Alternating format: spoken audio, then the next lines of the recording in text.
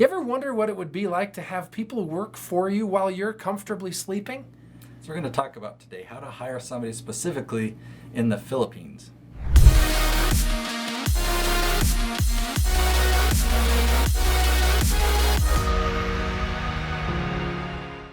Hey everybody, it's Scott Christopher once again talking to Nate Woodbury, YouTube guru, marketing genius guy, to help all of us make more money and just do what we want to do on YouTube, which I love. You've been doing this for some time now.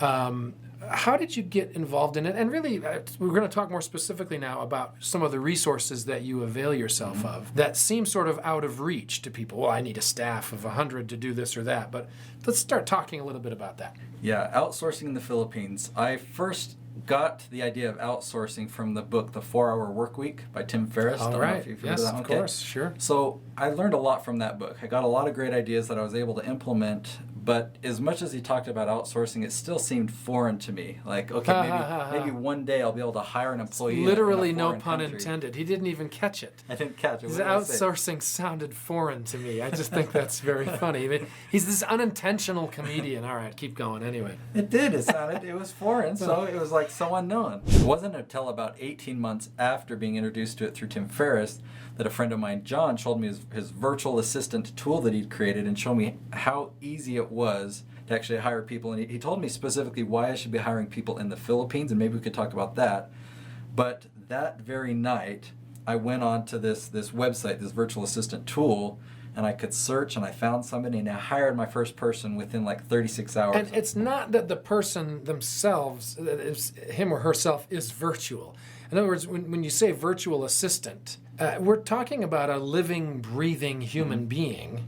It's just that they're not next to you as your assistant. So the term virtual is a bit of a misnomer, at least the way I'm hearing it. So here I'm hiring somebody on the other side of the... It's an outsourced assistant. Yeah, somebody on the other side of the planet that we connect electronically through email, through video, or whatever. Right. They work for me, but they're not actually physically in my presence or come to my workplace. Right. And so that kind of gives it the virtual hook. My very first hire ended up in failure, but it was so funny, and I had such a great learning experience I caught the bug. Yeah. Okay. Failure mostly on my part because I was inexperienced. It was a great success that... so here's the story. So at the time, I was an employee doing telemarketing for a SEO company, a company called Orange Soda. And I had an independent contractor position for them as well. I wrote articles. They would pay me $10 to $12 per article. And when I learned about outsourcing, I hired a person to write these articles for me, and I paid her $2 to like $2.50 per article. But then I would turn them into my company and get paid $10 to $12 per article. So it was really cool. At first, I would proofread and kind of critique, but she got better and better, and so then I just kind of let her go, and we were doing, 10 articles a day. So this is like a ghostwriter for you. You're providing at least the topic, the content to some degree, but maybe she's doing some of the research and putting it together. So the company would provide me a title. You need to write an article about this. Yeah. And so I would just give that title to her. Oh. She would write it. Okay. I'd pay her $2 or $3, and I'd get paid $10 or $12. Yeah. Okay. So great idea, right? It actually was a really good idea. I was so pumped up about it, and it worked for a while. Here's the problem. She started plagiarizing. She would take paragraphs from other content out there and mix it into one article. So she was plagiarizing. She was plagiarizing, but you weren't.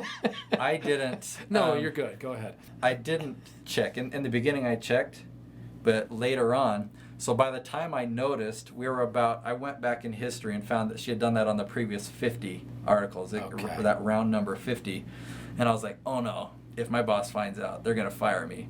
And I was like sweating about it. So I went in proactively and I went to the CEO of the company, and he thought it was hilarious. I told him the story. He just thought it was hilarious, but he says, I'm not the decision maker on this, and you got to go talk to your supervisor over here. And it was a young kid that liked having power, and he decided he was going to be mad at me about this. So I wasn't able to do that position anymore.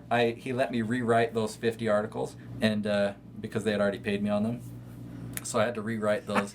But I fired my assistant that was plagiarizing. Now, knowing what I know now, I what I would have done or should have done is like I should written check, the articles. I should have no.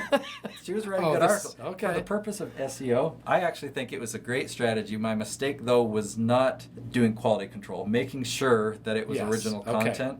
And I should have kept tabs on her more. And even if I did find that she was plagiarizing, I should have said, did you know that you're not supposed to do that? And remind her and just be a human about it. But instead I went, you're fired. Yeah. And, I was fired from my position too. And that was my first experience. But because it had worked for months, a few months, I just like, this is so awesome. Because I could hire somebody for $400 a month. So that's where you kind of thought, this is a workable model. Yeah, guess how many people I had working for me a few months later. We're talking 3 or 4 months later. I had quit my job. Are you all of a sudden a world famous painter and people are painting things for you? Within a few weeks after this experience, okay, at the same time that I hired this person to do the articles for me, Right, okay. I was tinkering around with website design. And I had advertised locally on Craigslist and found a couple clients. They were happy. And so I quit my job, went full-time with that, and within a few months I had 10 full-time employees in the Philippines working for me doing the website design. Well, that explains how you said, gosh, I have designed over 500 websites. I'm going, where did you find time to do all that? Now that makes sense. I mean, it all makes sense. But I just have one question. I know everyone's dying to know.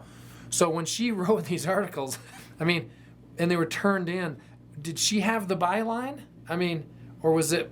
Oh, it was me. Of course. Yeah, They're my assistant. I know, that's all I'm saying. Ghostwriter. Okay, all right. No, you're right. People ghostwrite all the time. You know, old, what's his name? Patterson. He hasn't written a novel in 100 years. It's always someone else. It's a good story. This is the beauty of watching these videos, is you kind of get into the mind of Nate and where he's come from and why he's actually pretty darn good at what he does now. Although the background of using outsourcing is a bit nefarious to me, the current state of your outsourcing. So that story, I hired that girl 8.5 years ago now. So okay, that's so going back it's almost a 8.5 decade. That's what I'm years. saying. You've grown. You've lost a few hairs. A couple of them. There's a huge variety of people that this works really well for, of type of skill sets you can hire people for. Yeah. I've had great success with all things that are computer related. So from graphic designers, web designers, even computer programmers. I'll just tell a quick side story. So I don't know programming. I started a web design company, but I don't know any programming. Okay. But when I got into that space, I had some clients that needed some custom programming work. And so I hired a couple custom programmers, and it was going well, but it was hard for me to know how to bill for their hours, how to estimate how long it would take. And I ended up selling these 2 employees, like kind of a finder's fee. I charged a finder's fee and gave those employees to them. But here's the cool part. So not only did I get a fee for being a finder's fee, but I negotiated the rate that the employer was going to pay them as double as what I was paying them. So I totally hooked them up. Wow. Anyway, but so you can find people that are great at all things design. And are on the they computer. so they come to the table already educated and trained, Yeah. certain skill sets, but you've got to kind of train them on what you want them to do for you. Does that require you going to the Philippines? I've never been. I want to. I'm hoping to go this year. But so it's just all virtually done? yeah, so what you first said is correct. They have the computer, they have the skill sets. A lot of them have college degrees. Right. And you have to have a system. So you can't just say, oh, let's see, I want to start a web design company. I'm going to hire a web designer. Okay, you design websites. And I created a very step-by-step system. In my case, I had 4 different steps. We do this first, then we move on to this. And I had it outlined. This is exactly what you do. Mm-hmm. And I hired them to run my system. So it's kind of like what McDonald's, right? If you get hired, if you or I get hired to go flip burgers at McDonald's, we're not reinventing the wheel and figuring out, okay, how do we make burgers? No, there's a workflow that's already set up. Yeah. Yeah, exactly. This is how orders are made. This is how the burgers are flipped. This is how you put on the ketchup. Right. A system was set in place. Yeah. And I've had great success hiring people in the Philippines that are very skilled. That can step into the system. Exactly. Yeah. Exactly. Oh, that's fantastic. So the bulk of the work that you do is what? Because clearly you're resting peacefully while on the other side of the world they're doing this part of the work for you. So yeah, about how the time zone works is about 5 p.m. here is when my team in the Philippines, get up, finish breakfast, and start working for me. So it's pretty cool to know that I can work a full day and I can think of lots of different tasks or tweaks or instructions I want to give them, and that by the time I start my work the next morning, they've already implemented everything. If I may say, we're specifically referring to these videos. I mean, that's what you're outsourcing to the Philippines for, primarily. Yeah, right now, because we do YouTube production, I have lots and lots and lots of video editors that these people do rough cuts, these people do fine cuts, text effects cuts. This is my keyword research team. This is my YouTube launch team. And you're able to do this for $400 or $500 a month? It's insane. And this is the thing that, on one hand, it's obviously a great blessing to me, and I'm tempted to think, but isn't that taking advantage of them? Well, in the Philippines, as I've come to learn, it really is a third world country, and it's really hard for them to find a good paying job. When I've learned what they've been willing to do for $400 a month, they will leave their family for 6 months to go to another island and work a job that works 14 hours a day, 6 or 7 days a week, sending their money back to their family. And then when that job is done, they come home and they have to find another job. And so if I can pay them the same, or bump it up $100 a month, pay them $500 a month, and they only have to work 40 hours a week, and I let them control their schedule, just be a consistent 8 hours a day on weekdays, and they get the flexibility. Sometimes there's power outages, and I understand that. The feedback that I've gotten from them is just of gratitude and appreciation, and it's really humbling. Yeah. The gratitude that they show me for giving them this opportunity.